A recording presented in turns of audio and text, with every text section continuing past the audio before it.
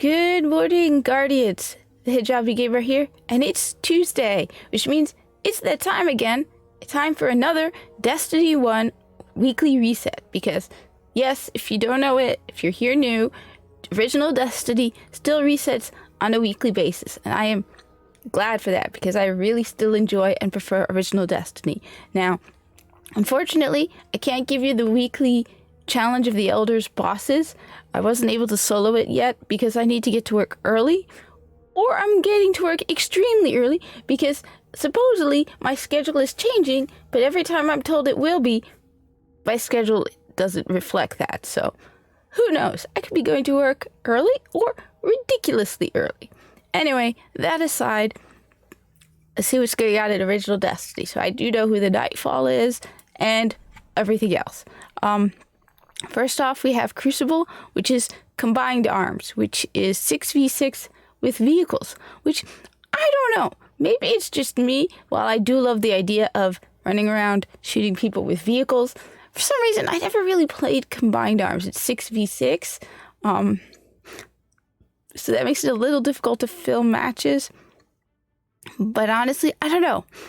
It sounds like fun. Crush your enemies with 100 tons of plated hull and munitions fire. But at the same time, as I said, I think I only did it once or twice. I just don't feel like vehicles are very maneuverable. That could just be me, though. I could have been missing out on an awesome and amazing time. You do this, you get a Treasure of Aegis box and 10 legendary marks. Next, we have the weekly story playlist, which is one, the best way to farm legendary marks, and one of my favorite parts of original Destiny. Now keep in mind, with original Destiny, we have a feature you don't have in Destiny 2, which I wish they would bring to Destiny 2, which is literally the ability to go to any mission on the map. Any mission. I believe this is the original. This was the mission from Rise of Iron that was added, so you can forge a new Galahorn. So then everyone ended up with Galahorn. I remember this mission. It was fun. But that aside, in addition to being able to pick any mission you want, you can do weekly story playlists, which is again the best way to farm legendary marks, because you do this 5 times. Each time you will get 20 legendary marks, or sometimes up to 35, and a Treasure of Aegis box. Just keep in mind, you cannot have more than 200 legendary marks. Once you reach 200, you need to spend some of those, because the legendary marks you get, you're not going to get them because you can only carry 200. Apparently, your wallet is limited in size. Ooh. So I got that one I picked up. Anyway, there's a Treasure of Aegis box. I'll do that. Anyway, the weekly story playlist this week is Earth and Moon, which means this is all of the original campaign missions on the Earth and the Moon, except the first. There's one mission. Only one mission. The only way you can replay it is if you create a new character. That is the first mission. That one's the only one you can't replay. But other than that, I like the original I like original Destiny overall. So the modifiers are heroic. There's always going to be heroic. Enemies appear in greater numbers and are more aggressive. Then you have Berserk. Minions of the Darkness won't flinch even after massive damage, which it's a good thing. These missions do not involve the Cabal. Berserk is a nightmare when you're dealing with Cabal, because you rely on them flinching, so you can then, you shoot them in like the shoulder, so then they flinch and they drop their shield, so then you can get them in the head. I actually set cricket traps, by the way, side note, and I caught like 10 crickets in the cricket traps. There's still one that just won't. I'm gonna catch you, buddy. Anyway, this is in original Destiny. The Cabal have real shields compared to those sucky shields from the Red Legion. Yeah, Dominus Gaul, your shields suck. Even the Grineer have better shields than you. God, it's just a small pet peeve of mine. The fact that the Red Legion, the mighty Red Legion, have shields you can shoot through, whereas the original Cabal actually had real shields that you could not shoot through. Anyway, me going off on tangents. You also have specialists. Special weapon damage is favored. It's interesting. I used fusion rifles more in original Destiny than Destiny 2. I guess because you can use other weapons in Destiny 2, whereas in original Destiny, in your special weapon spot, you're limited to fusion rifles, shotguns, sidearms, and sniper rifles. So I've been using fusion rifles a lot more, primarily the Techune Rage, and the waiting. But yeah. Alright. So basically, Earth and the Moon, early missions in original Destiny, you need legendary marks, best way to do it. Next, you have the Siva Crisis Heroic, which is the original strikes, which I'm surprised. Every time I've done strikes, I've been matched with people. There are times where I have started solo, but then people have joined me. So I'm actually surprised. In fact, I even was playing on I have a low-ranked hunter who's at like level 12, and I was live streaming at the time, and I did, I needed to do Omnigul for the continue the campaign. Part of it was doing Omnigul, and initially I started alone, but within a couple of minutes I had one and then two people matched with me, which was actually pretty cool. So that thing is so annoying. I hate crickets so much. Anyway, the modifiers for the Siva Crisis Heroic are heroic, enemies appear in greater numbers and are more aggressive. Solar burn, solar damage from any source is greatly increased. Small arms, primary weapon damage is favored. So if you happen to have, I don't have it on me, but there's a couple of adept primary weapons that have elemental burn. So I do have one primary solar weapon. These are raid weapons, the adept elemental weapons in primary slots. So you need to get them through the raids, which is why I really want to do raids, because there's a void hand cannon that's primary, and I really need that because it's great for when you have a burn and you have small arms. And I tend to favor primary weapons. I just like primary weapons. So, great. And then Ironclad. More enemies have shields. So, thing is so annoying. So, Siva Crisis Heroic. Not exactly the best way to... I always found it interesting that you get less legendary marks by doing Siva Crisis Heroic, even though, in a way, they're harder and they take longer to do in some cases, but you can get up to 30 legendary marks and a Treasure of Aegis box, which reminds me, apparently I do have a Treasure of Aegis box, so might as well open it up. You get like cosmetics. See, I got the Fellwinter souvenir. I got some silver dust, which you can spend to get stuff from the silver dust store, like House of Judgment, reputation boosters, a whole bunch of stuff. So I believe this gives me...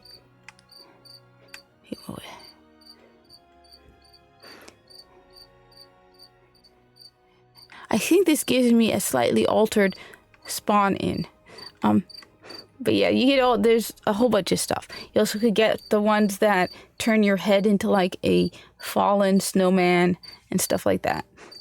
One trick, if you want to get rid of them, because you can't dismantle them, one trick I do is I will switch to a character I'm not planning on playing that day. If you don't want to run around with like a snowman's head, or there's one that looks like a giant eyeball, which what you do is you switch to a character you don't plan on play for at least a half an hour, use the cosmetic on that character, then switch back, and it'll eventually just disappear. That's the only way, honestly, I have found, because you can't dismantle them and they take space in your vault. So you have to use them. So just use it on a character you're not playing, and you don't have to worry about it. That's what I do when sometimes I don't mind them so much. Sometimes I just, or if you're like planning on logging out, just use one of them and then log out and it'll be gone. I don't like the fact that you can't dismantle them, because sometimes you want to dismantle them. You basically have to use them or dump them in your vault. At least that's my experience. Let me know if I'm wrong, but I have tried multiple times. There's no way to dismantle them. The Nightfall Strike is one that I haven't soloed in a very long time, and was difficult for me to figure out exactly how to solo it. But it's Alakul, the Darkblade. This is on the Dread now. It's not Shield Brothers. Here it is. The Sunless Cell. This is the one with what I jokingly call Eris Morn's boyfriend.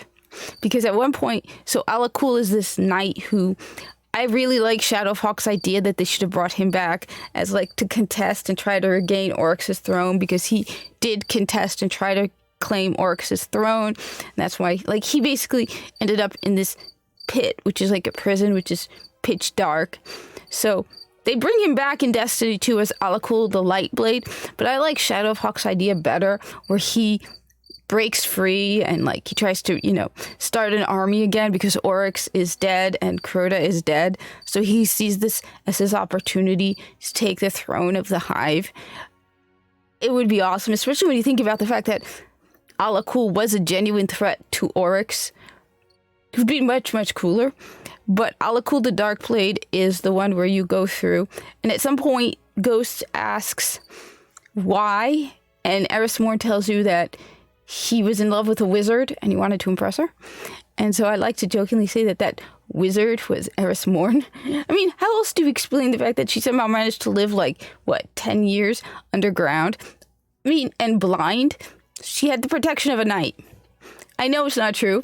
I'm not shipping them. Don't keep just it's a joke, okay? There's no shipping of Alakul the Darkblade and Eris Morn. Eris Morn hates the Hive. It's a joke, okay? I hate shipping.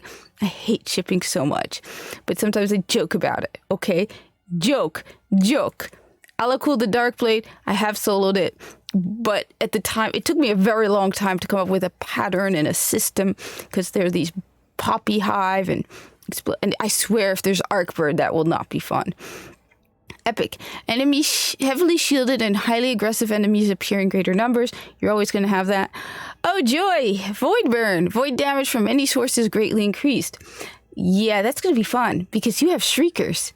And these aren't those baby, whiny, simple Destiny 2 Shriekers. These are Destiny 1 Shriekers. These are the Shriekers that will one-shot kill you. You have to you kill the Shrieker, and it will have little flamey purple thingies that come flying off, and they chase you. I remember doing this, because there's the point where you have a bajillion Shriekers, and each one of them, I would snipe it, then run, and go all the way up the bridge until those things, if you run away and wait, they go knock against the walls and they fade. But yeah, Shriekers, fun. Original Destiny, much more fun. Still, I think the original Destiny didn't focus on simple things like champions to make it difficult. Shriekers were not easy. Shriekers were actually difficult. Champions suck. Anyway, Brawler, Guardian melee damage is greatly increased, which for the Hunter includes the throwing knife. Grounded, players take more damage while airborne. And Ironclad, more enemies have shield. Oh, this is going to be so much fun. There's one benefit. Anyway, keep in mind, before you do the Nightfall, you need to go to Commander Zavala and pick up his bounties. Commander Zavala has 3 weekly Nightfall bounties. I always forget to pick them up. But something not to forget, Commander Zavala's weekly Nightfall bounties. In addition, there are a whole bunch of bounties on the bounty board. Also, when you complete the Nightfall, you get sparklies. It's very cool. So that's the Nightfall. Then we have Challenge of the Elders, which sadly I can't give you the bosses. Last week had Val Araun. That was not fun. I made it to 25,000 points. I should have done it again. Val Araun is not fun. Anyway, this week for Challenge of the Elders, you have Grenade Kill Bonus. I hate Grenade Kill Bonus.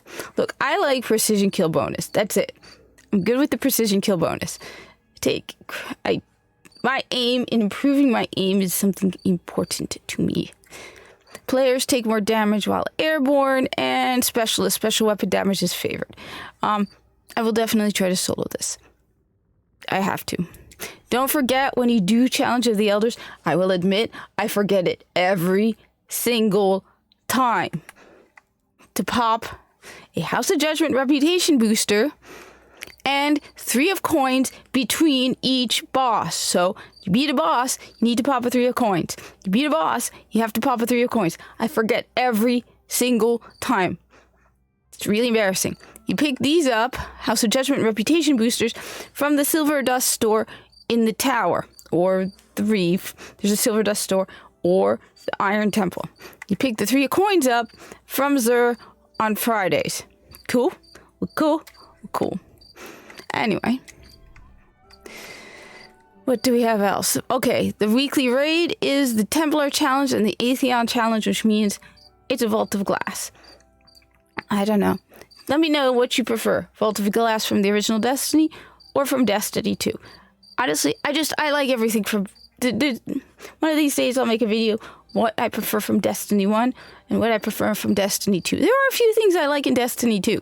I won't deny it. There are a couple of, like, lifestyle, I think the term is, improvements. So, for example, the fact that you do not have to go to orbit every single time. So I can jump from, say, Titan. I miss Titan. You don't have to go to orbit every time. Whereas with original Destiny, let's say you're on the moon and you want to go to the reef, and then you realize you need to get something from the tower. So you have to go from the moon to orbit, to the reef, to orbit, to the tower, to orbit. You don't have to do that with Destiny 2. I like the Hunter's Evade maneuver, which allows you to reload, among a bunch of other things. One of these days I'll make a video. Anyway, thank you for watching. Like, comment, subscribe. This took me a lot longer than I thought. I gotta get to work.